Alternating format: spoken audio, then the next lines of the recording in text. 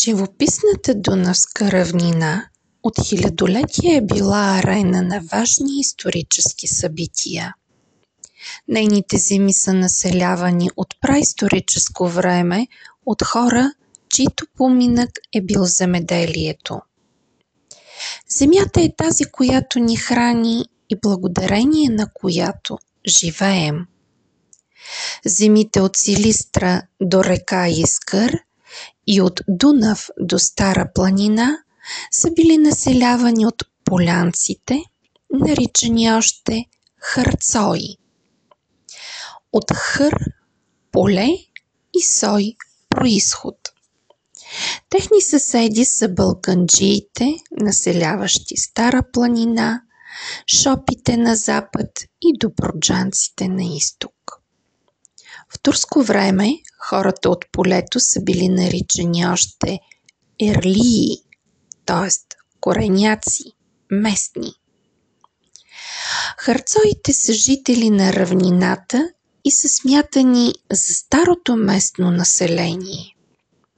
Според една от хипотезите, наименованието произлиза от често срещаното в говора на хърцоите изпускане на началното Х.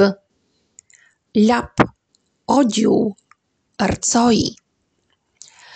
Наскоро се лансира една нова хипотеза за произхода на названието Хърцои, като то бива изведено от името на гетското племе Карси, като с течение на времето то е претърпяло промени от Карс в Харс, а по-късно Хърс. През 6 век карсите се смесват с анти и склавини и това води до промяна в названието им. От карси вече става харси. През 7 век те се настаняват в карпатските земи и на юг от Дунав. От тях в Карпатския район са останали редица имена, като например село Хърсова в Олтения. Основната група харси или хърси се установява в североизточна България. Тъкмо техните потомци образуват етнографската общност Хърцои. Друга по-стара версия за названието на хърцоите е тази на етнографа професор Иван Коев, според когото хърцоите са наследници на славяните и се появяват през 6 век под името поляни на север от Дунав. Според професор Коев, след идването на прабългарите, вероятно се стига до буквален превод на славянското название поляни на прабългарски като хърцои, от хър, което означава кър, поле, и сой, род. Известни са и други хипотези, които обвързват произхода на хърцоите с цар Владимир Расате, както и с славянското божество Хърс. В края на 19 век ученият Любомир Милетич прави теренни наблюдения и споделя, че жителите на равнината се наричат ерлийци или ерлии, т.е. стари местни жители.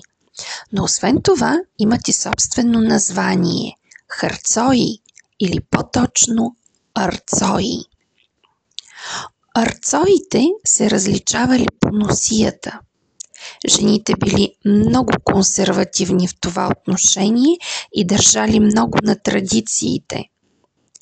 Хърцойките носили 2 престилки, една отпред и една отзад, известни под различни названия, като пещимал, карлянка, завишка, коренка. Старинната мъжка носия на хърцоите се отличавала предимно с белите тесни панталони, наречени бърденци, бирнеци, беневреци. Според наблюденията на Любомир Милетич, хърцоите, за разлика от балканджиите, говорят така нареченото онаречие. именно двупрестилчената носия при жените и онаречието са отличителните белези на харцоите в края на 19 век. През 2010 година Кацелово стана домакин на събора на харцоите. Той се превърна в сцена, на която се представят песните, танците и обичаите на харцоите.